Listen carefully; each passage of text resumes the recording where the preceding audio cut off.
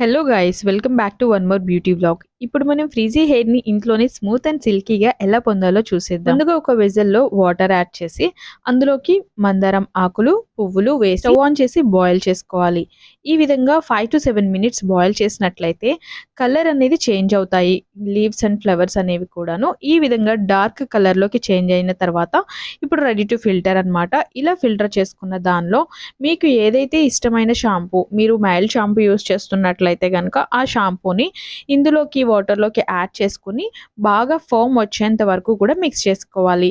ఈ మిక్స్ చేసుకున్న వాటర్ ఉంటుంది కదా, ఆ వాటర్ని మీరు ఎలా అయితే షాంపూ యూస్ చేస్తారో సేమ్ అదే విధంగా షాంపూ టైప్లో ఈ వాటర్ని యూస్ చేసి మీరు 2 వాషెస్ అంటే ఇప్పుడు వీక్లీ 2 టైమ్స్ కనుక మీరు హెయిర్ వాష్ చేసినట్లయితే ఇలా ఒక 1 మంత్ కనుక కంప్లీట్గా మీరు చేసినట్లయితే మీ ఫ్రీజీ హెయిర్ అనేది చాలా స్మూత్ అండ్ సిల్కీగా మీరు విజిబుల్ గా చూస్తారనమాట.